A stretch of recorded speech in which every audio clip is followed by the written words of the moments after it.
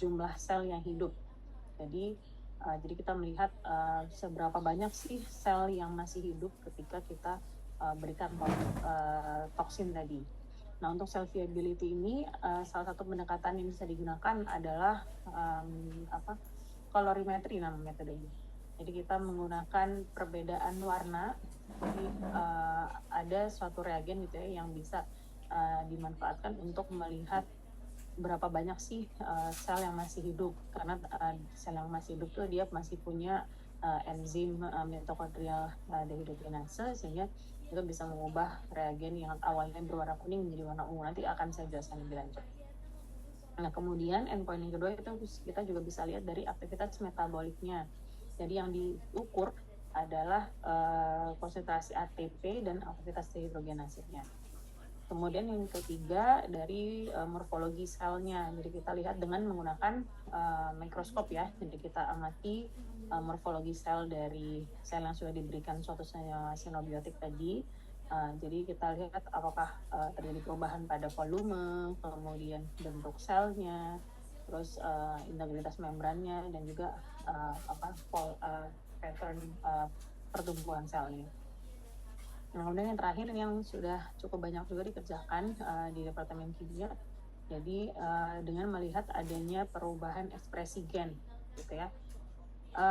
Teman-teman ada kuliah ini nggak ya, ekspresi gen nggak ya di modul ekotoksikologi? Nggak ada? Oh, nggak ada ya. Oke, kalau di metabolit laut kemarin kami paparkan sedikit mengenai gen, ekspresi gen. Jadi dengan pemberian suatu xenobiotik pada sel ataupun pada pada hewan coba gitu ya, itu bisa mengakibatkan perubahan ekspresi gennya. Nah, ini kalau gimana cara mengukur ekspresi gennya? Berarti kita ukur jumlah RNA biomarkernya. Jadi kalau misalnya tadi sel MCF7 gitu ya, kita berikan ekstrak ekstrak etanol, kemarin pakai apa ya praktikumnya? Misalnya dikasih ekstrak etanol dari misalnya kurkuma santoriza gitu ya. Nah, itu kita bisa lihat, bisa kita bandingkan antara sel yang diberikan ekstrak tersebut dengan yang tidak diberikan ekstrak. Jadi ada perubahan ekspresi gennya atau tidak. Nah, jadi kita bisa bisa melihat gitu dengan pemberian tersebut ini memang dia ada mekanisme misalnya penghambatan ke apoptosisnya atau menghambat dari jalur proliferasinya misalnya seperti itu. Tapi tentu kalau untuk gene expression kita harus punya biomarkernya dulu. Jadi gen apa sih yang mau kita ukur ekspresinya. Jadi biasanya kita bisa gunakan pendekatan dengan studi in silico terlebih dahulu. Oke, untuk yang tadi yang endpoint cell viability ya, ini kita bisa gunakan metodenya namanya kolorimetri. Jadi uji kolorimetri yang sensitif dan kuantitatif dan juga reliable. Nah, tujuannya adalah untuk mengukur berapa banyak sih sel yang masih hidup. Jadi nanti kita bisa melihat seberapa kuat efek sitotoksitas dari senyawa yang kita berikan atau efek yang kita berikan. Nah, prinsipnya adalah dengan memberikan suatu reagen yang bernama MTT atau 345 dimethyltriazole 2-il di phenyltetrazolone bromide. Nah, di mana si MTT ini dia bisa berubah menjadi kristal formazan yang berwarna ungu. Jadi awalnya MTT itu warnanya kuning. Nah, kalau misalnya dia diberikan dan masih cukup banyak sel yang hidup di situ, maka enzim mitokondrial dehidrogenase dari sel yang hidup dia akan mengubah dari MTT menjadi formazan. Ya. Nah, kalau kayak gini berarti kalau misalnya kita dapatkan larutan di dalam well plate-nya kayak gini contohnya. Nah, kalau misalnya kita dapatkan warna ungu yang cukup pekat, ini berarti selnya banyak yang hidup atau banyak yang mati? Hidup. Banyak yang hidup ya. Jadi kalau misalnya warna ungunya cukup pekat, berarti banyak entity yang diubah menjadi kristal formazan oleh mitokondria dehidrogenase. Nah, kalau misalnya dia sedikit yang hidup, maka kan sedikit juga tuh yang diubah dari amido formazan. Jadi warnanya dia untuk warna ungunya dia lebih tipis gitu ya. Nah, kemudian nanti bisa untuk warna ungunya itu sebenarnya tidak larut ya. Nanti kita bisa larutkan dengan menggunakan isopropanol atau DMSO. Nah, selanjutnya intensitas warna tadi ini kita bisa ukur dengan menggunakan spektrofotometer yang diukur pada panjang gelombang tertentu. Nanti kita hitung, kita akan diukur absorbannya dan kita akan hitung berapa sih konsentrasinya, sehingga untuk pendekatan dengan kolorimetri ini memang pendekatan yang kuantitatif ya, jadi bisa diukur berapa konsentrasinya. Jadi prinsipnya adalah Viagra cell itu akan bisa mengubah dari amfibi menjadi formazan dengan bantuan mitokondria dehidrogenase. Untuk sel yang non viable atau yang tidak yang sudah mati ya, tidak hidup, dia tidak akan memiliki mitokondria dehidrogenase sehingga tidak akan terbentuk kristal formazan. Nah, untuk reagennya cukup menyiapkan reagen NTP yang dilakukan dalam PBS, kemudian disterilisasi dengan menggunakan membran filter ukuran 0,22 mikrometer, dan nanti untuk melarutkan si kristal formazannya ini dengan menggunakan isopropanol atau DMSO. Nah, prosedurnya kita tumbuhkan dulu si sel lagi tadi dalam well plate, jadi sampai nanti si selnya itu dia benar-benar menempel di dasar well plate-nya. Jadi setelah kita tanam itu kita harus cek lagi dengan mikroskop biasanya. Kalau misalnya dia memang sudah sudah siap untuk diberikan suatu stimulasi anabolik, dia akan menempel di dasar well, dan jumlahnya harus cukup gitu ya. Jadi akan dihitung juga dengan jumlah sel per well-nya itu sekitar 1000 sampai 100.000. Nah, kemudian setelah ditanam tadi, ini kita bisa tambahkan suatu senyawa xenobiotik dulu ya. Jadi senyawa xenobiotiknya dimasukkan dulu dan kemudian diinkubasi selama 6 sampai 24 jam. Nah, kemudian kita berikan senyawa MPT-nya tadi dan diinkubasi juga selama 2 sampai 4 jam.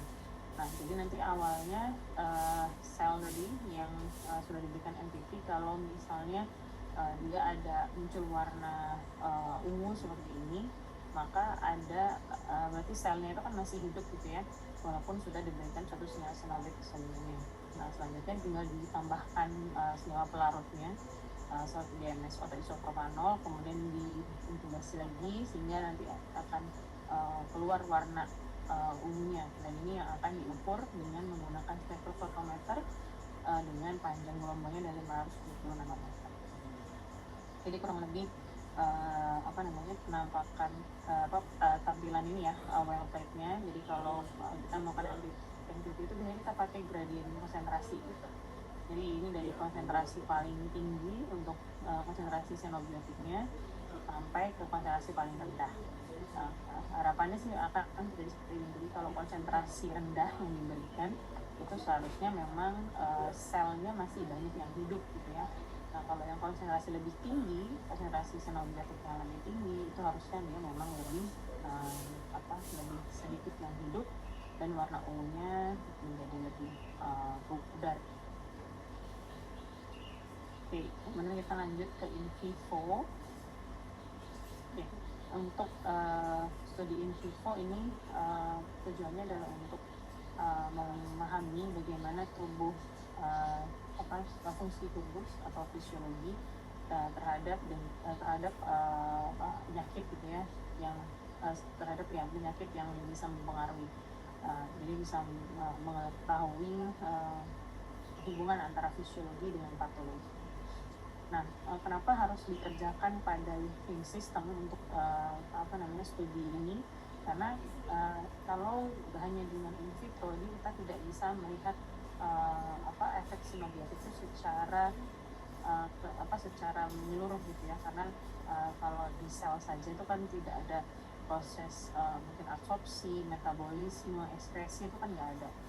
Nah kalau di sistem hidup itu kan ada semua ya, dari absorpsi, metabolisme, terus ekspresi itu kan ada. Nah, sehingga memang secara studi untuk studi in vitro itu memang dirasa memang belum cukup gitu untuk terutama untuk drug development, sehingga kita membutuhkan hewan uji yang bisa kita berikan treatment atau suatu sinergetik tadi untuk melihat efeknya. Nah, tapi juga kita belum bisa juga itu ya kalau langsung dilakukan pada manusia, karena tadi terkait dengan etik. Jadi kalau secara in vivo dengan hewan coba itu belum dilakukan dan belum diketahui bagaimana efeknya, itu juga tidak akan mungkin kita langsung menggunakan atau berikan langsung ke manusia. Kemudian juga dari walaupun misalnya memang ada perbedaan sedikit gitu ya antara organ tubuh manusia dengan organ tubuh hewan coba, namun secara sistem biologis itu masih atau secara anatomis itu masih ada yang mirip. Ini ada beberapa jenis animal yang biasa digunakan sebagai hewan coba untuk drug development. Jadi ada golongan rodent dan golongan non-rodent. Nah kalau golongan rodent berarti ada mice, kemudian rats, sebenarnya genusnya pigs itu sebagian ada yang mengklasifikasikan sebagai rodent juga. Nah selanjutnya untuk yang non-rodent ada rabbits, ada cats, dogs, primates. Terus juga sekarang trennya sudah mulai menggunakan ke lowest type of animals seperti fruit fly atau lalat buah ya, dan juga ikan zebrafish. Jadi sudah ada sebagian yang menggunakan hewan yang size-nya kecil, dan mungkin ada beberapa penelitian juga sebagai lowest types of animals. Jadi sekarang kita lihat dulu dari rodent. Untuk yang pertama ada tikus ya, Thoratus norvegicus. Nah untuk Thoratus norvegicus ini juga cukup banyak digunakan untuk penelitian. Mungkin uji in vivo untuk drug development, tikus dan mencit itu banyak banget digunakan gitu ya, untuk studi vaksin. Nah studi hewan coba. Ada dua jenis yang umum dipakai, jadi ada yang galur Wistar dan juga SD atau Sprague-Dawley. Kalau misalnya kita lihat dari penampakan tubuhnya itu kayaknya memang tidak terlalu kelihatan bedanya ya. Cuman kalau di SD, tikus SD itu dia length ratio-nya itu dia lebih besar dibandingkan dengan yang Wistar. Kemudian ini ada Long-Evans rat dan Zucker rat. Ini kalau di Indonesia nggak ada ya, jadi ini hewan-hewan jenis tikus yang digunakan kalau di luar negeri. Kalau di Indonesia saya rasa nggak ada. Jadi kemungkinan besar yang di Indonesia cuma ada tadi si Wistar sama Sprague-Dawley aja.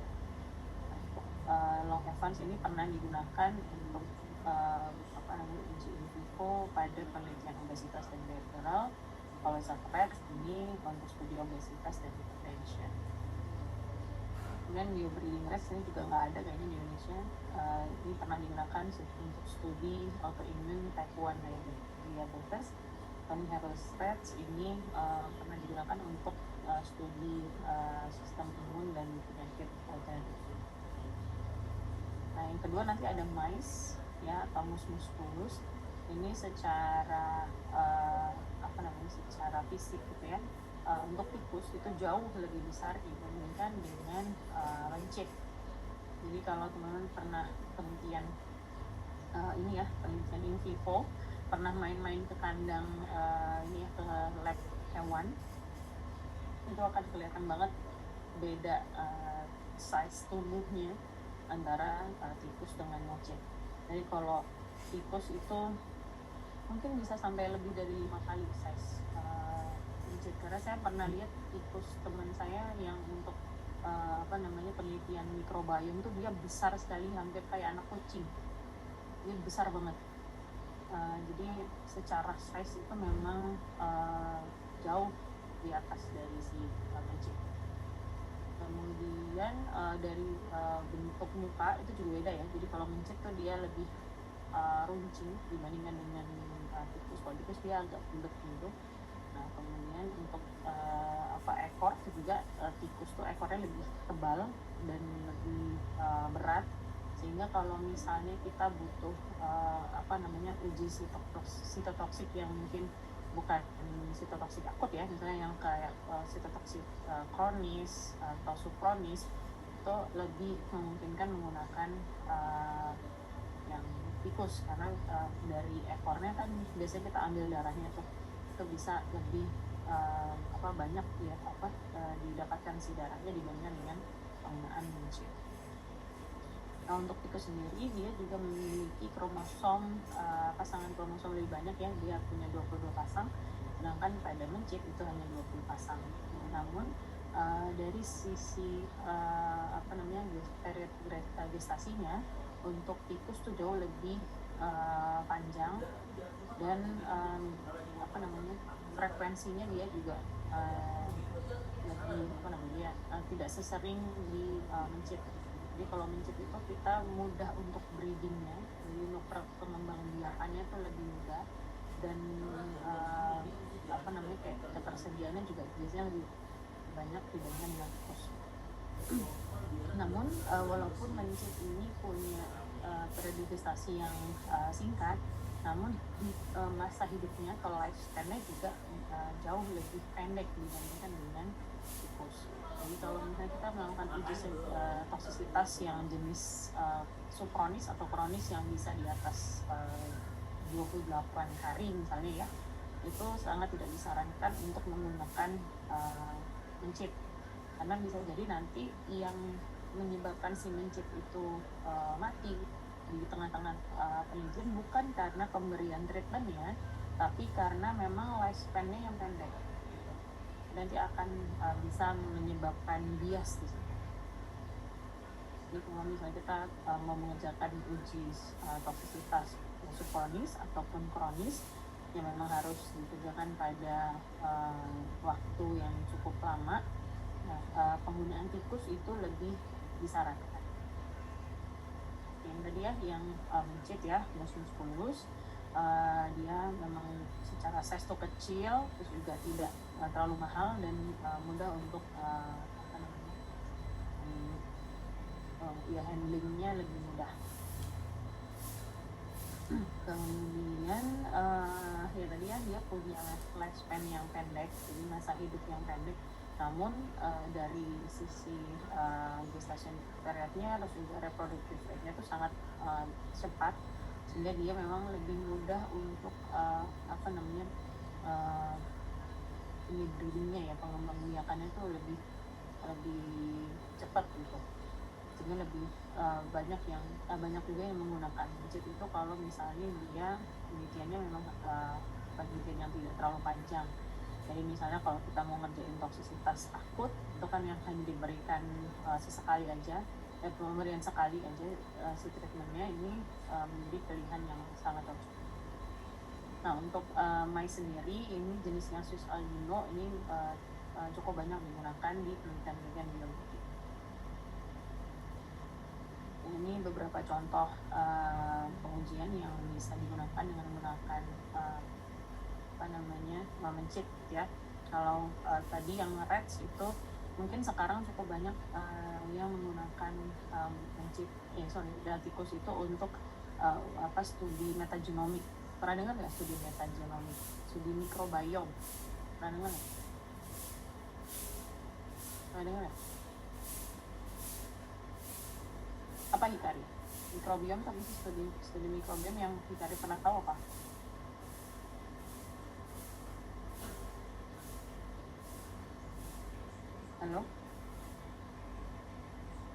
mikroorganisme ya. Ya, mikroorganisme diapain kalau pakai mencit? Jadi apa yang dilihat?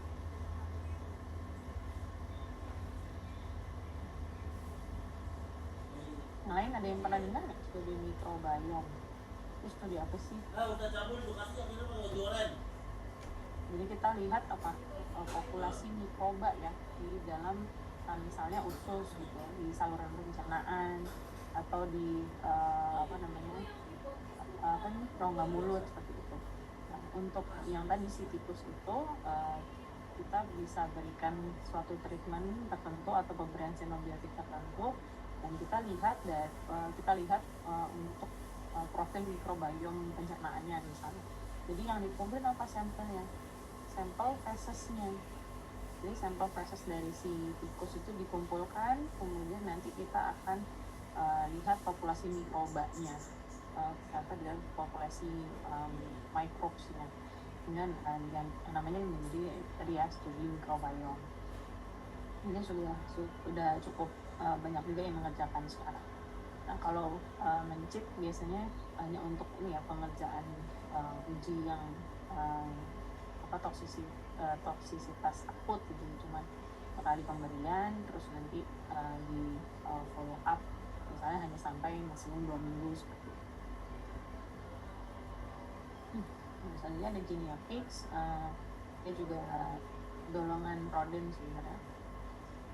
Cuman kalau di Indonesia kayaknya saya nggak tahu Pak, jadi ada yang punya atau enggak, tapi sejauh ini dari beberapa penelitian biomedik yang di FAO itu nggak ada sih yang pakai enzimnya. Nah, untuk historinya dia pernah digunakan untuk studi penemuan vitamin C. Itu juga nih banyak ya studi-studi yang lain yang berkaitan dengan yang menggunakan sintetik sebagai hewan coba. Cukup banyak ya. Kemudian masuk ke non-rodent. Nah, ini yang pertama ada kelinci atau Ornithologus cunicus. Jadi secara penggunaannya yang dulu pertama adalah dari Louis Pasteur menggunakan tikus untuk mengembangkan vaksin rabies. Nah, untuk saat ini biasanya rabbits ini digunakan untuk studi farmakokinetik. Jadi untuk melihat untuk melihat bioavailabilitas obat gitu ya ketika diberikan dan dilihat sampai pada waktu tertentu. Jadi kalau nggak salah dulu ada harusnya di modul farmakologi dasar bukan khusus. Ini kan dulu ada farmakokinetik dan ada farmakodinamik ya kan. Nah, kalau farmakokinetik berarti kan kita melihat kinetik obat gitu ya, perjalanan obat dari satu waktu sampai waktu tertentu gitu ya. Nah, jadi pada studi farmakokinetik itu berarti kita harus ukur kadarnya sehingga si sampel darahnya dari hewan coba itu kita harus ambil secara berkala. Nah, misalnya kita mau uji bioavailabilitas paracetamol gitu ya dari dalam darah kelinci, itu berarti tiap 5 menit atau tiap 10 menit kita harus ambil darahnya.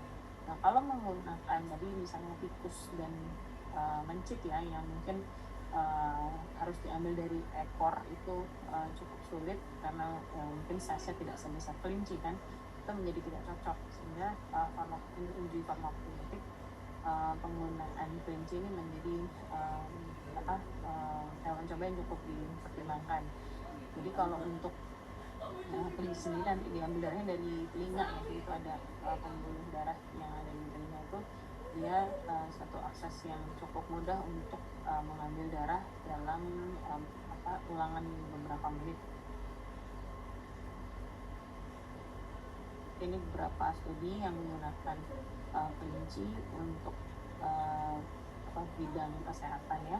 Jadi ada untuk drug development obat anti diabetes, kemudian berkaitan dengan juga obat anti fertilitas, terus juga dari obat-obat yang untuk studi sitotoksik juga bisa yang misalnya sampai ke uji toksisitas yang kronis gitu yang di atas 90 hari gitu.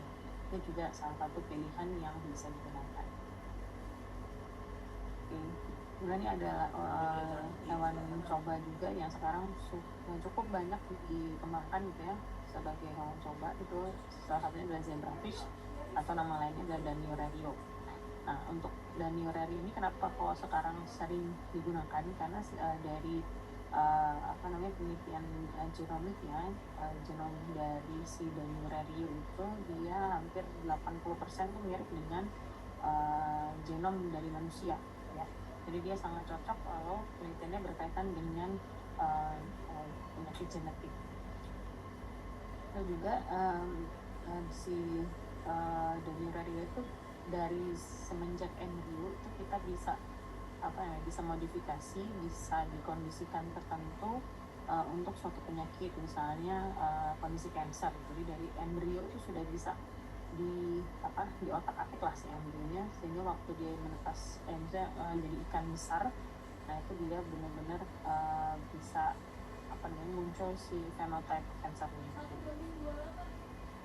Ini sebagai salah satu contoh pengujian untuk pengembangan obat dari diabetes yang menggunakan zebrafish. Jadi kita mengkondisikan si ikan ini agar memiliki gula darah dengan level yang cukup tinggi.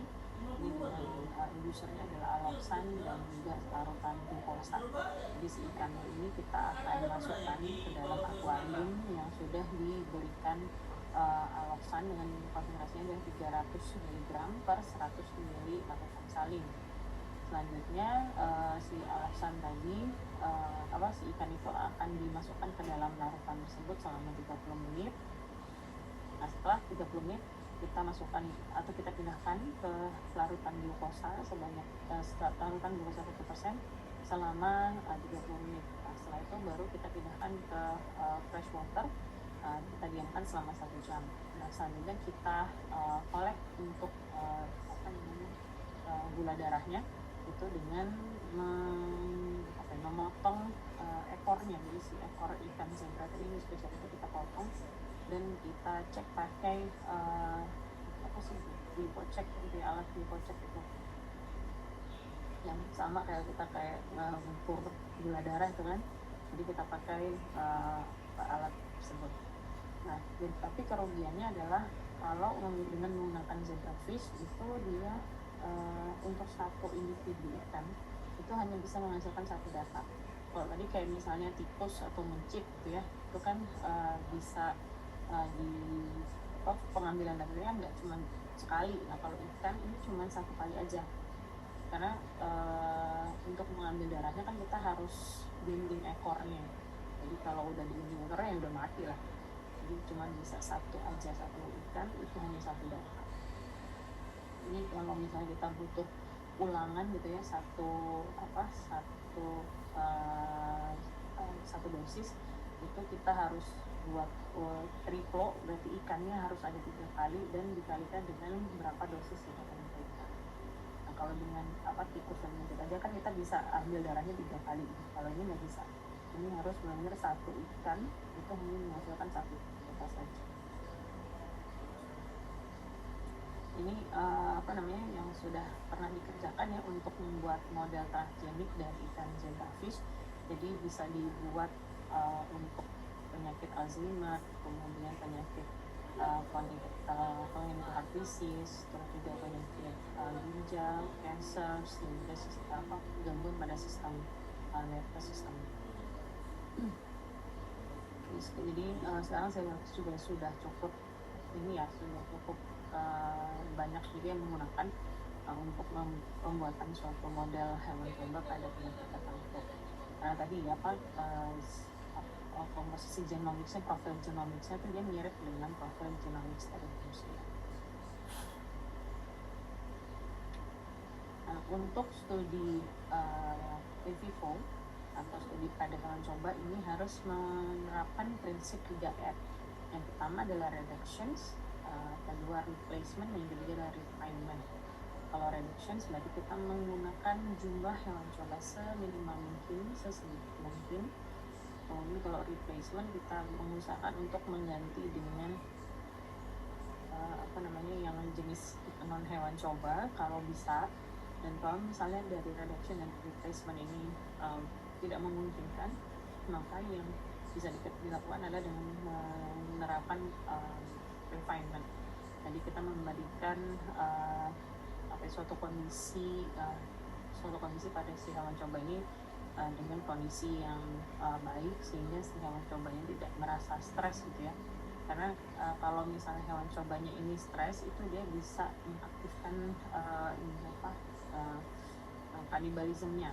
Jadi dia bisa menyerang hewan coba yang individu yang lain gitu, misalnya dimakan atau disakiti si temannya lain yang dalam satu kandang. Karena biasanya kalau misalnya di mencit seperti ini, itu satu kandang itu kan bisa diisi sampai 5 mencit. Ini prinsip yang pertama adalah reduction. Jadi kalau reduction tadi kan sudah saya sebutkan sebelumnya, itu menggunakan sesedikit mungkin hewan coba. Jadi artinya kita lakukan dulu misalnya pre-analisis gitu ya. Jadi kita lakukan dulu pengujian dengan skala kecil untuk misalnya kita mencari dosis berapa sih yang tepat gitu untuk pengujian ini. Jadi kita nggak langsung preliminary ya, jadi kita nggak langsung menggunakan banyak dosis gitu ya, banyak gradient dosis dan langsung misalnya satu kelompok dengan hewan coba atau hewan coba. Jadi nggak langsung seperti itu. Jadi kita lakukan preliminary dulu menggunakan jumlah yang lebih sedikit, terus juga dengan mungkin gradient konsentrasinya itu sudah dipersiapkan sebelumnya. Jadi nanti dari hasil preliminary baru kita terapkan pada pengujian yang sesungguhnya. Nah, untuk reduction tadi selain kita lakukan preliminary, ini juga kita bisa lakukan modifikasi pada metode ujinya. Jadi misalnya dengan metode ujinya itu metode uji yang baru gitu ya, bisa pada Draize test ini jumlah hewan coba yang digunakan itu bisa lebih sedikit dibandingkan dengan metode uji yang konvensional, misalnya seperti itu. Kemudian ini ya kalau misalnya masih bisa digunakan menggunakan kultur jaringan dari mungkin yang sebelumnya, ini juga bisa menurunkan jumlah penggunaan hewan coba yang akan digunakan. Terus selanjutnya bisa menggunakan prediksi dulu misalnya dengan studi in silico, sehingga kita bisa perhitungkan misalnya dari studi in silico itu diketahui lethal dose 50-nya itu di misalnya di 100 mg per kilogram berat badan misalnya.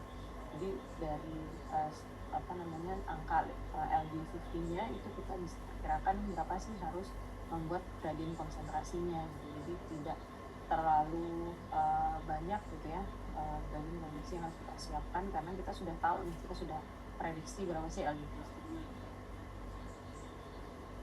Kemudian replacement ini mungkin salah satu prinsip yang agak sulit ya dilakukan, karena memang tidak semua studi di drug development itu benar-benar bisa menggantikan uji in vivo. Karena kalau tadi in vitro itu kan semuanya artificial ya, kondisi environment kan artificial, kita tidak bisa meng-capture living system yang berjalan pada organisme hidup. Jadi agak sulit kalau misalnya kita mereplace yang dari in vivo menjadi in vivo menjadi in vitro. Tapi ada pendekatannya tadi ya, misalnya dengan menggunakan lowest type of animal yang memungkinkan. Jadi bisa menggunakan fruit fly atau tadi Daniurario atau ikan zebra dibandingkan dengan menggunakan tikus, mencit ataupun juga kelinci. Tapi kan sesungguhnya juga si fruit fly dan ikan Daniurario kan juga hewan ya. Jadi ada peneliti yang setuju gitu ya menggunakan lowest type of animal ini sudah mengikuti kaidah replacement. Karena ya tadi walaupun ini misalnya hewan yang kecil, tapi kan pada dasarnya juga dia tetap aja hewan. Oke, yang terakhir adalah refinement. Jadi kita mengusahakan untuk kondisi si hewan coba ini dalam kondisi yang sebaik mungkin, walaupun si hewan cobanya ini kita berikan perlakuan yang mungkin sebenarnya tidak nyaman gitu ya untuk si hewan coba. Jadi pendekatan yang bisa digunakan adalah yang pertama menggunakan metode yang tidak memberikan sakit atau nyeri yang cukup tinggi pada si hewan tersebut. Jadi kita bisa meminimalkan stres, terus juga misalnya dari sisi prosedur terminasi atau prosedur pemberian obatnya itu di seminimal mungkin lah sinerginya tadi.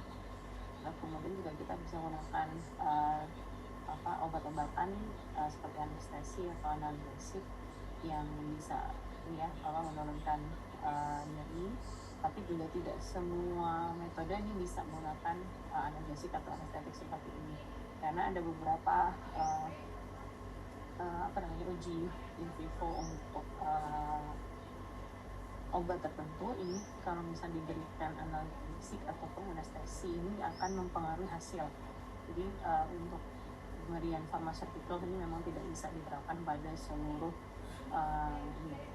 tidak bisa dipakai di seluruh pendekatan uji in vivo. Jadi memang hanya untuk prosedur yang tidak terganggu pemberian anestesi atau analgesik. Yang terakhir ini menggunakan masih ada lagi. Jadi untuk teknologi ini bisa menggunakan teknologi yang less invasif.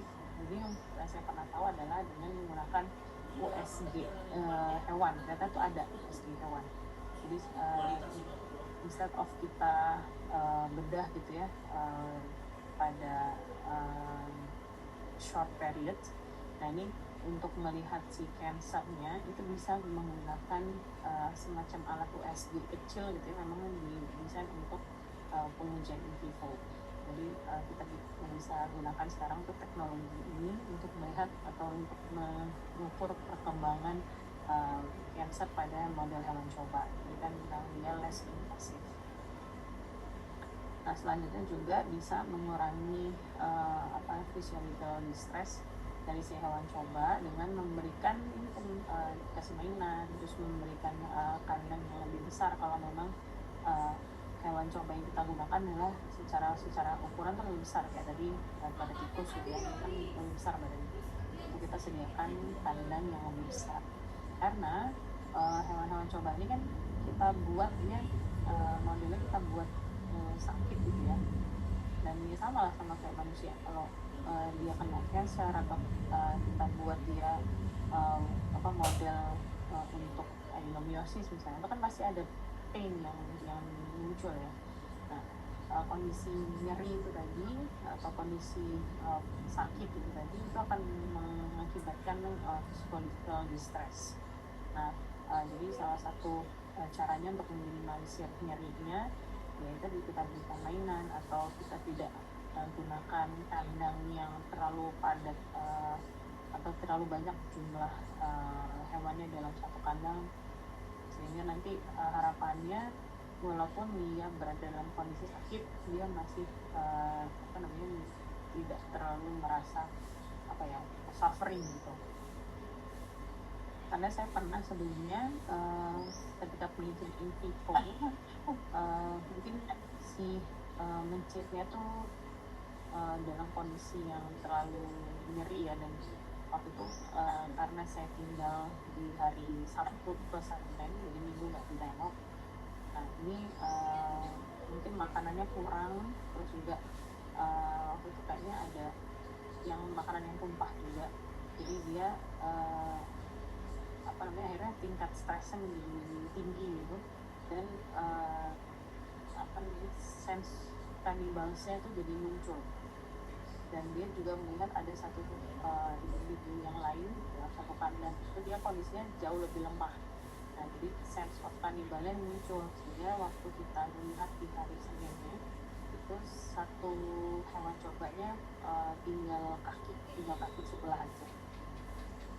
Itu dimakan oleh si hewan coba yang yang kondisinya lebih sehat, bukan lebih sehat sih, lebih tidak terlalu lemah, dan mungkin juga kondisinya agak lapar. Jadi benar makan temennya yang tadi yang kelihatan lemah. Oke, jadi mungkin summary-nya, jadi walaupun kita melakukan uji in vivo pada hewan coba, itu kita juga tidak bisa tidak bisa mengabaikan bahwa hewan-hewan coba ini tuh juga punya sense yang sama dengan manusia kalau dalam kondisi sakit. Jadi kita harus meminimalkan suffering dari si animal itu. Kita buat kondisi yang nyaman, terus kita sediakan makanan yang cukup, minuman yang cukup, terus juga menurunkan level pain atau level stresnya. Jadi si hewan itu juga masih merasa nyaman walaupun dia menjadi hewan coba. Jadi animasinya tidak boleh diabuse ya, harus dilakukan dikondisikan dalam kondisi sebaik mungkin, serespect mungkin. Baik, mungkin ini saja dari saya. Dan ditanyakan, ada yang pernah studi in vivo untuk in vitro atau in vivo di skripsinya? Nggak pernah ya? Oh, ada. Cika apa, in vitro atau in vivo? Saya in vitro, Bu, pakai sel. Juga di kimia juga? Iya. Oh, sama siapa? Dibantu Mbak Norma. Oh, apa bimbingnya? Bu Rani. Oh, Bu Rani. Shelda juga? Sama Bu Rani juga? Sama Prof. Ade. Nah, sama Prof. Ade. Ini apa, pakai ekstrak ini ya? Herbal? Iya, pakai kelengkeng. Oh, kelengkeng. Ekstrak apa? Etanol, etil asetat, sama heksan biji kelengkeng ke MCF7. Oh. Ya, jadi yang tadi ya, studi in vitro tadi yang sudah saya sampaikan, prinsipnya sama kan, jadi pakai MTT, kemudian nanti si selnya kalau udah dikasih MTT, diinkubasi dengan MTT, diukur diberikan pelarut tadi, terus diukur absorbansinya gitu kan, sama ya. Nah, nanti selanjutnya dihitung apa ya Cika sama Shelda? IC50. Iya, IC50-nya, jadi inhibitory constantnya ya. Jadi seberapa banyak sih konsentrasi yang bisa menghambat pertumbuhan sel itu sebanyak 50%. Dan itu disebut sebagai IC50. Itu nanti yang akan dilihat. Walaupun nanti yang diukur pertama kan pasti viabilitasnya ya, jadi sel yang hidup.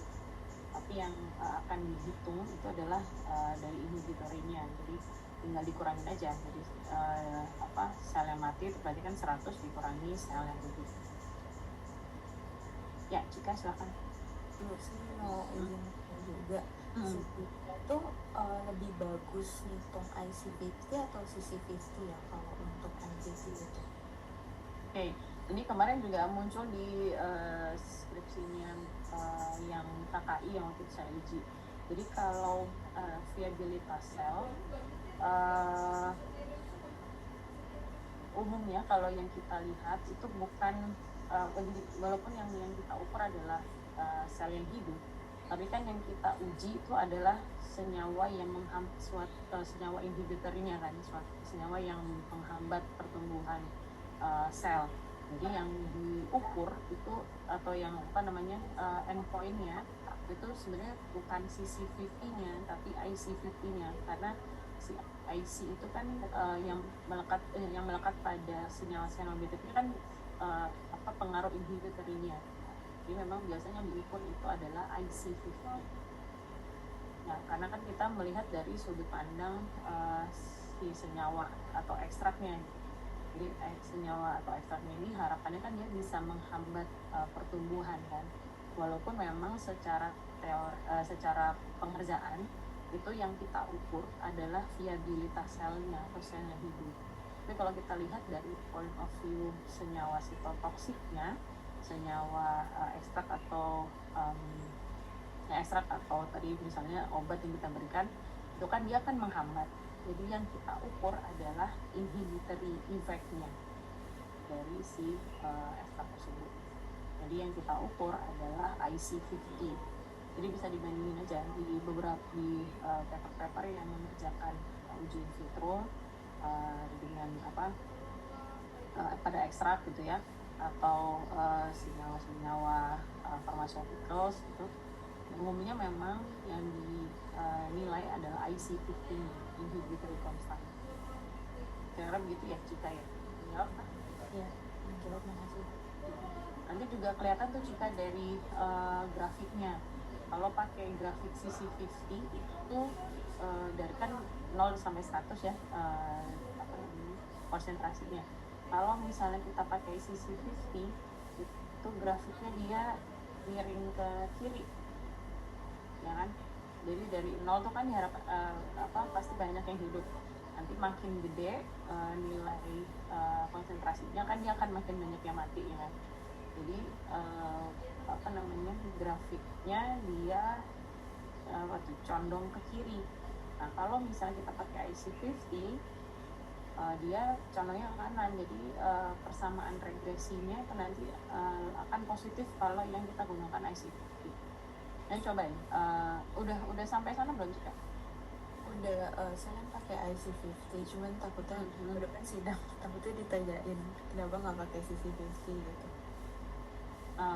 Ya kalau kemarin malah kebalikan, jadi itu yang mahasiswanya Prof. Adi pakainya CC50.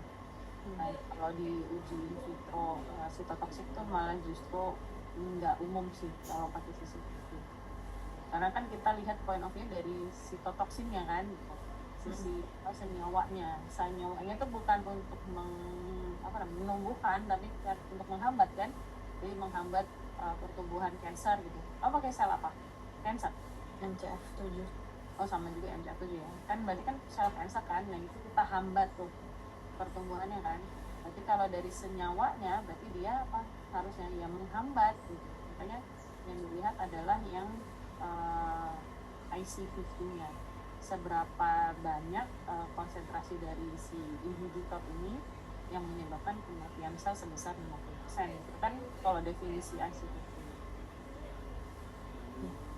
Ya. Ada lagi mau ditanyakan teman-teman? Oke, kalau tidak ada, mungkin saya rasa cukup ya untuk kuliah in vitro dan in vivo. Terima kasih banyak atas perhatiannya. Saya tutup.